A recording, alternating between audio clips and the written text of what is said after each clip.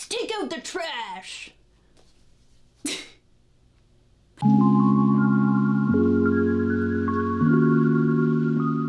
Hello everyone, welcome back. Great to see ya. Happy you're here. If you didn't know, my name is Becca and I like to talk about things that make me happy, whether that's anime or books or video games or anything in between. I just like to share my little happiness with you. And maybe that sharing will make you happy too and excited, because that's what we're all about here. Just having a good time, chilling, being excited about things. And remember, if you like this video, give it a big like, little thumbs up.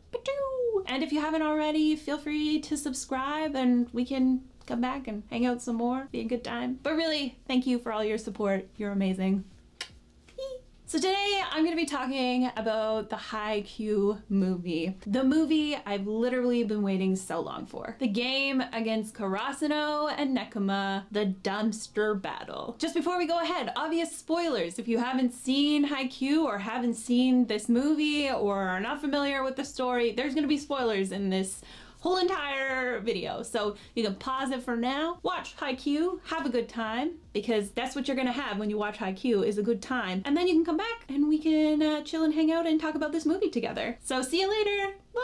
Okay, for the rest of you, just a little reminder of the backstory between Karsuno and Nekoma. These two teams, they have a rivalry. They want to play a game together on the national stage at the national tournament. And this wasn't just a recent rivalry. This rivalry has a history. When old Coach Yukai and the coach of Nekoma, who is old himself, just a smiley little bean, when they used to coach the teams back in the day, they had a rivalry against each other and it helped both teams develop. And when old Coach Yukai had to retire from coaching because of his health, that rivalry and that connection kind of faded. And then Takeda, who is the teacher advisor for the Karasuno team, he learned about that history and he called up the coach of the Nekoma team. And he connected the teams back together with practice matches, with summer training camp, and now playing on the national stage. He got a Coach Yukai to come back and coach the team, his young Coach Yukai, old Coach Yukai's grandson. And now both teams have prepared for this moment and they will be playing on the national stage together. That's the game of this movie. We are watching this match throughout the entire movie. And let me tell you, it was incredible. It was absolutely incredible. They did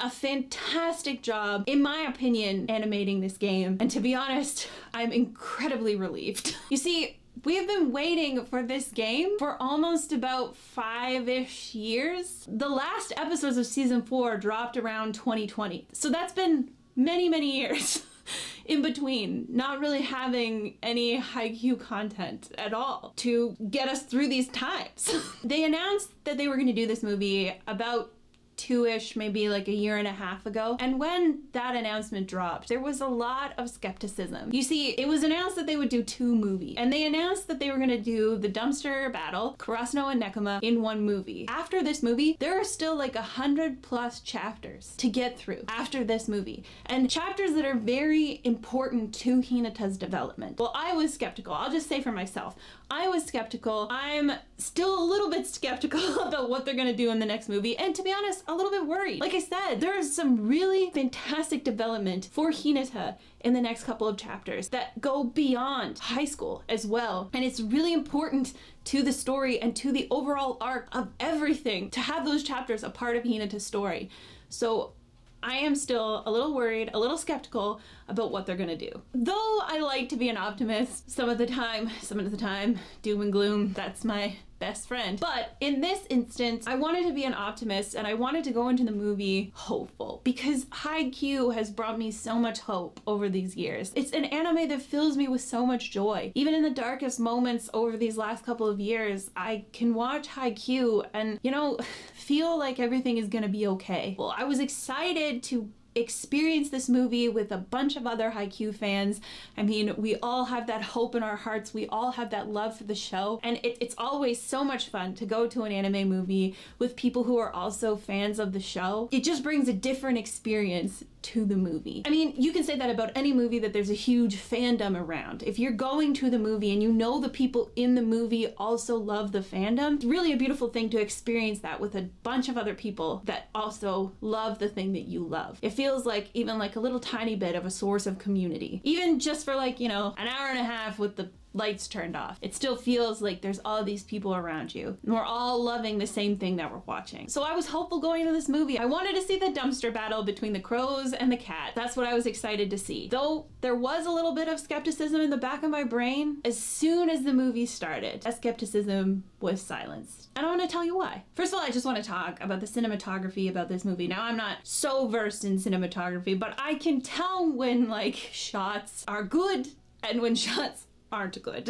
And I felt like all of the shots that were chosen, I mean, with animation, you draw the perspectives, but the perspectives that were chosen for this match really were well thought out. And they really made you instantly feel that you were involved in this game, that you were observing this game firsthand on the court. And I thought that was freaking amazing. The pacing of the movie kept you engaged constantly with play going on, but then moments of like contemplation, backstory that goes on. Like, it kept you on the edge of your seat the entire time. And I even knew what was gonna happen. I've read the manga, I know what was gonna happen, but I was like, oh, what are they gonna do? The entire time the movie was going on, because of the pacing, because of the perspectives that they were putting in. Also, Haikyu does this really great thing of creating really great atmosphere with sound as well. They just really balance sound effects, dialogue, and soundtrack really, really well, and it keeps you engaged in the game constantly. But I found what was different in this movie, an element that they added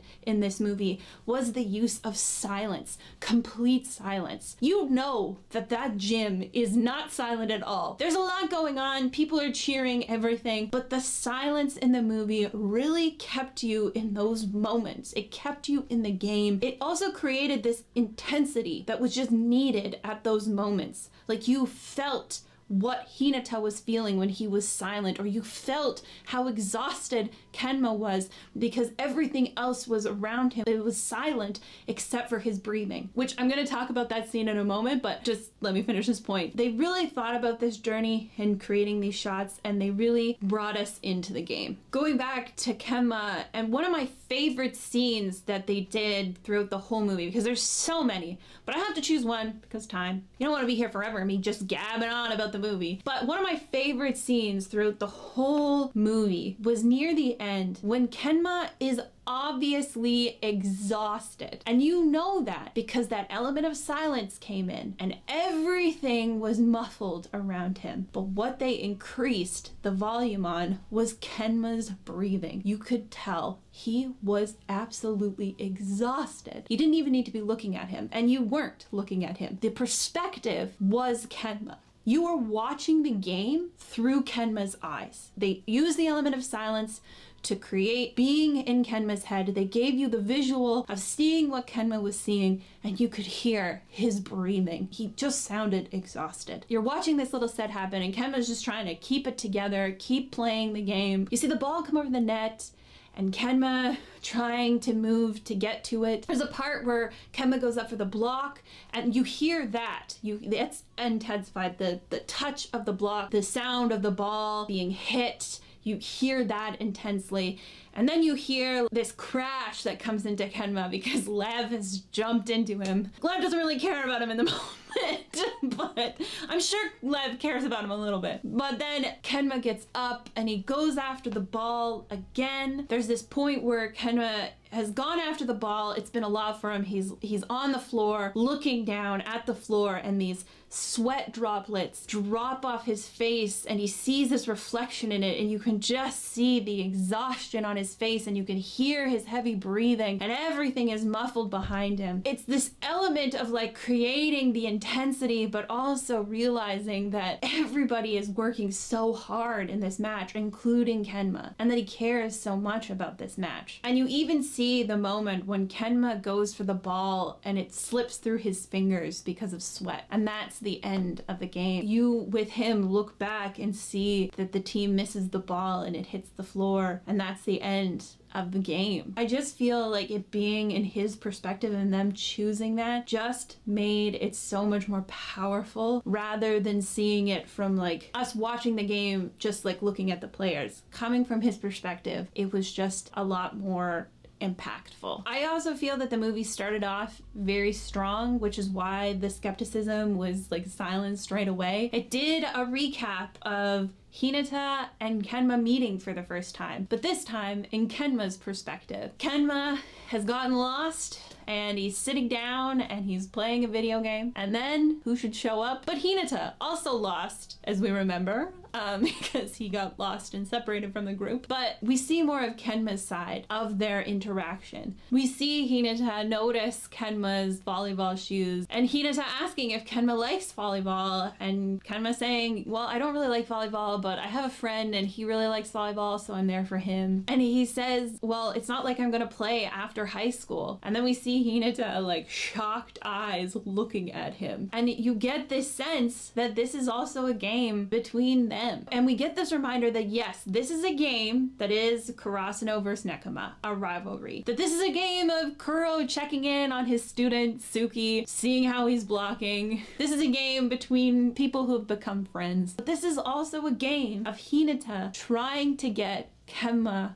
to like the game of volleyball. And if Hinata worked hard enough so that Kenma can enjoy the game of volleyball, because that was Hinata's vow, that Hinata would work hard enough, that they would meet at nationals. If Kenma lost the game, that he would show something other than apathy, that he would be frustrated because he has learned to love volleyball. And Hinata knows that he has to train hard enough in order for Kenma to feel that way. That Kenma would come to love volleyball and to think that it was fun. That's Hinata's goal. And that's ultimately what this match is about. And so starting at that moment when Hinata and Kenma met, I think that was a very strong entrance to the movie. And reminding us all, these two, and their backstory, and what this game will mean for the both of them. And I mean, there is a point in the game where Kenma eventually, he's so exhausted, collapsed on the floor. The game hasn't ended yet, but he admits to Kuroo, I'm having a lot of fun. And there's a big, huge moment where Hinata, again, the use of silence comes in, everybody's silent, kind of looking at Kenma going, what? And then Hinata breaks that silence, screams for joy, because he's been successful. He's worked hard enough to get Kenma to love the game of volleyball. And he's so freaking happy about that. This also reminds us in the movie that Hinata is incredibly inspiring, and he inspires everyone around him by how hard he works. And that can also be something that we can take in. We also have the capability to inspire others, and that we shouldn't take ourselves for granted in that way. We should remember that just because we don't think that we're doing well, somebody else might think we are, and that we shouldn't discredit ourselves so quickly by how much we can inspire others. Another thing that I really loved about this game is the classic Greek chorus that Haikyu has in its anime. It continued in the movie as well, and I loved every element of the Greek chorus. If you don't know what a Greek chorus is, it's a group of actors who describe and comment on the main action of the play or the show or the thing that's happening.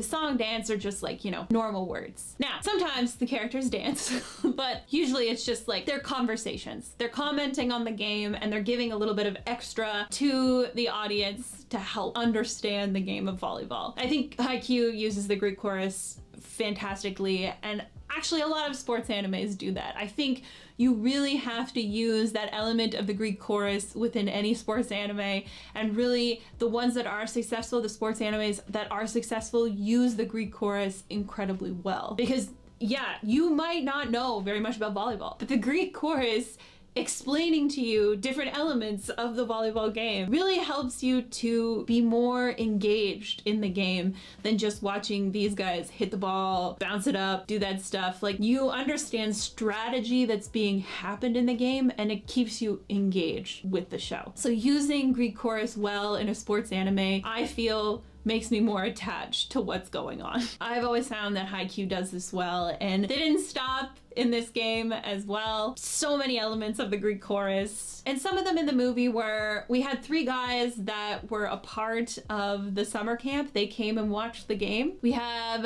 Snake Boy, Daisho. He and his girlfriend are also watching this game, wanting to see Nekoma lose, but really, he wants to see them win, let's be honest. We have members of the Karsuno cheering section and members of the Nekoma cheering section. We have Goshiki and Tendo watching from Shiro Torizawa, also giving a little, their little thoughts on the game. Maybe a little bit snarky coming from Tendo, but, he's still a little bit sad he's not at Nationals. Let's give him a little bit of a break. We have Bokuto and Akashi, which are obviously very invested in this game. I mean, they were also a part of the third gym squad, helping Suki block and also helping Hinata with his spikes and his attacks. Bokuto and Akashi both care about both teams. And also for me, anytime there is more Bokuto in this show, I'm loving it. I love Bokuto. He's my favorite character. So very happy for the Bokuto moments in this movie. And finally, we have old Coach Yukai in the hospital with his two little students and the nursing staff watching this game. And he's also watching this game, and obviously he cares a lot about this game. He's wanted this game to happen for a very long time. He was a part of its legacy. And even though he's not there, he says, my student's there, which is Hinata. He helped Hinata with his attack. And my family is there, which is Coach Yukai. And that's all he can ask for. So he's very happy. And that's quite a touching part of the movie. Also, I really just loved the Kenma and Kuroo backstory interspersed throughout the entire movie. I mean, those two sweet beans, they need to be protected at all costs. They are just so cute and sweet. But it was just really beautiful to see Kenma and Kuroo and as them coming together as friends and them playing volleyball together. And though Kenma reflects that Kuroo was able to invite him to play volleyball through this like persistent flattery, I feel like it came from a true part of Kuroo's heart, that he actually thought these things about Kenma. He loved this game of volleyball so much and he wanted to share that love with his friend, and that he actually thought about Kenma and who Kenma was, and that he would actually be really good at this game if he wanted to try. And that Kenma did grow to at least be interested in volleyball, and that Kuroo respected for Kenma to do it in his own time. Because Kuroo understood Kenma, and he understood that if Kenma really liked something, he was going to put his whole being into it. Though it might not be visible to everybody else, he knew that his friend would commit to something if he liked it. And Kuroo even told Kenma's father this. When Kuroo was going off to play soccer with the other boys, Kenma's dad flags him down and is like, hey, can you maybe ask Kenma to play soccer every once in a while? And Kuroo's like, listen, I would love to play soccer with Kenma, but I know Kenma, and I know that if he wants to do something, he'll do it, and he'll put his whole being into it. So yeah, it'd be great if Kenma came and played soccer, but I'm not gonna push him to do anything that he doesn't want to do. So you don't have to worry about him. If he likes something, he's gonna do it, and he's gonna work hard at it. And Kuroo's constantly been like this in Kenma's friendship. Kuroo continues to be like this towards Kenma, only pushing him through encouragement and trusting that Kenma will show up with his best. The ending where Kenma thanks Kuroo for showing him volleyball was so freaking emotional. And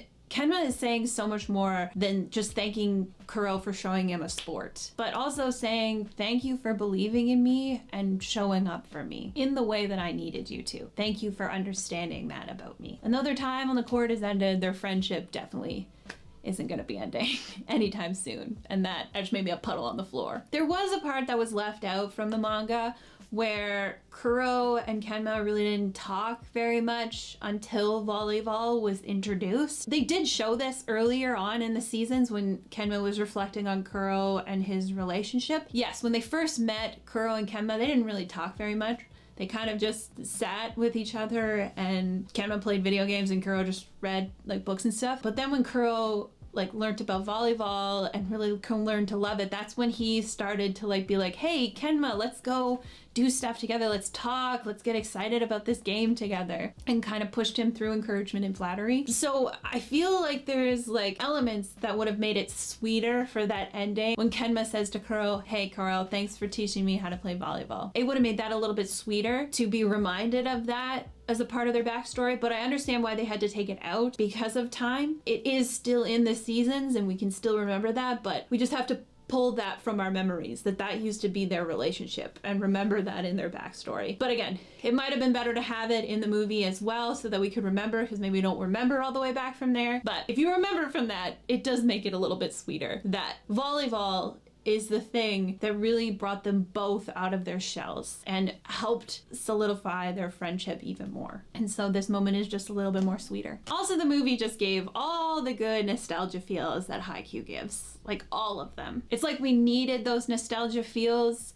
after a long Haikyu hiatus. And probably, yes, the nostalgia feels came because this was a game between Karsuno and Nekoma. These are players that we've kind of grown to like see. Yes, Karsuno probably more than Nekoma, but Nekoma is probably like the second of the teams that we have seen grow and their growth and kind of know them more personally, you know? And because we both know them a little bit more personally, there was kind of like this warm, fuzzy feeling seeing like two friends have this game. I mean, also, you know, this incredible tenseness watching this game like the entire time. But, you know, it did bring back memories of the summer training camp or their practice games. Like those really wonderful Haikyu moments that we've come to love. That's what it kind of felt like. But, you know, with more stakes, of course. Absolutely more stakes were involved in this.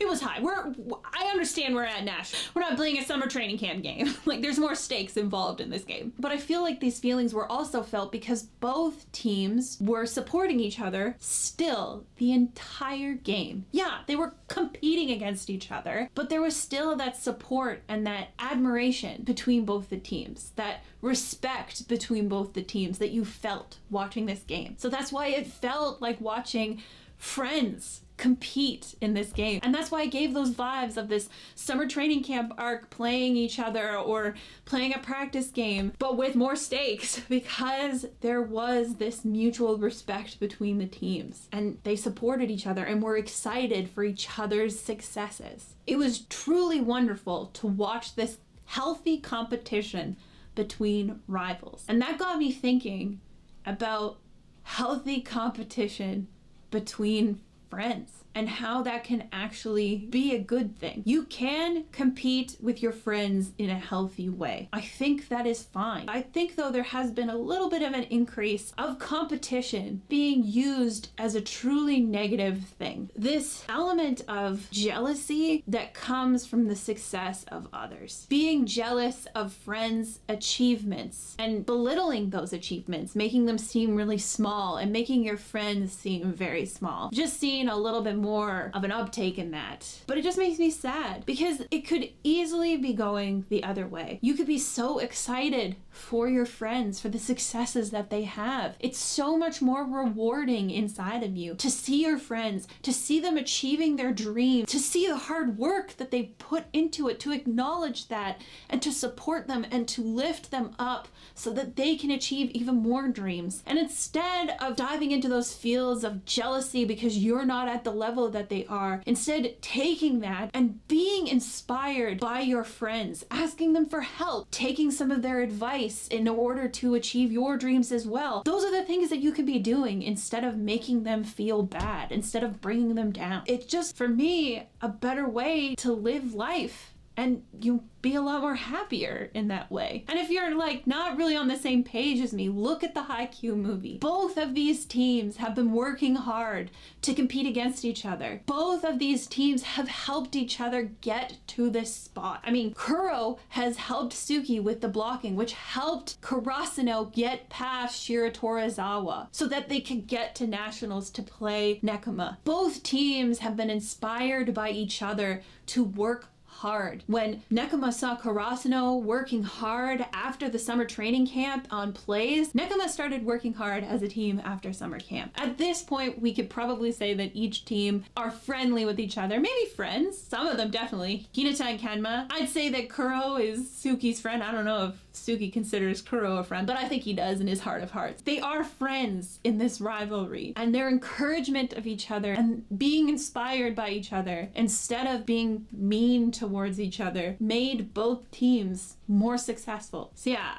I just feel that healthy competition amongst friends can be a beautiful thing. I think it's been something that I've found amongst my own friendships that I've made, whether that's in the theater world or the content creator sphere, or even when I was playing basketball back in the day, that seeing these people that I really care about achieve their dreams and work really hard also inspires me to do that. And I think it's a beautiful, wonderful thing. And let me tell you, I feel way better than being jealous of them or making them feel bad for their accomplishments. I know that would not make me feel great at all, but supporting them, lifting them up, and really congratulating them sincerely for achieving their dreams. Not only do I truly feel happy for them and excited for them and inspired by them, but I also just feel way better about myself as well. So yeah, just something I was thinking about while watching this movie as well. So I said a lot of good things about this movie. This movie made me feel awesome. Was there anything that it was missing though for me? Is there anything bad I can say about it? Anything in the negative? Well, the only thing for me was that it was missing a lot of Bokuto. Honestly, that's just, I'm gonna say that all the time. Haikyu could have more Bokuto, always. I know he's not the main character. I know he's not even on Karasuno. Bokuto could always be more featured in this anime. He's just so great.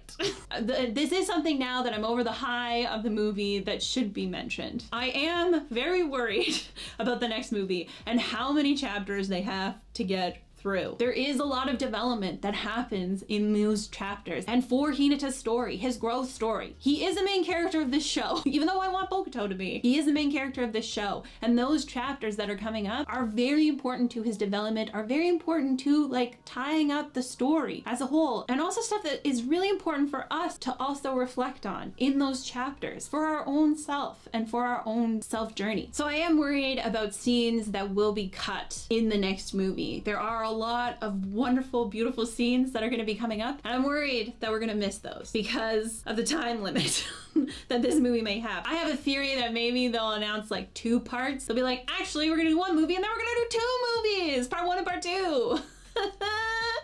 That's my theory. My hope more. It's not really a theory, it's more of a hope. One of the scenes that I'm very afraid is going to get cut, and this is a little bit of a spoiler, so if you haven't read ahead in the manga, just skip like at least the next 30 seconds while I tell it. Bokuto does a chest receive. He does a chest receive and he compliments himself saying nice receive, and it's very funny and I want to see that animated. I think we all want to see that animated. So yeah, I'm very afraid that that scene's gonna get cut. I'm very afraid that there's gonna be other scenes that are really wonderful and heartfelt that I loved from the manga that are gonna get cut. So yeah, my critique is that I'm worried.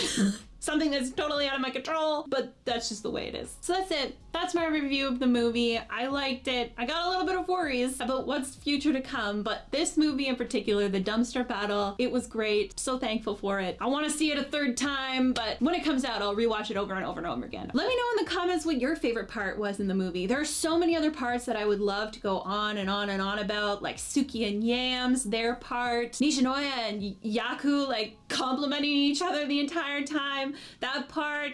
So yeah, just let me know in the comments what your favorite parts were in the movie, because I just love talking about it.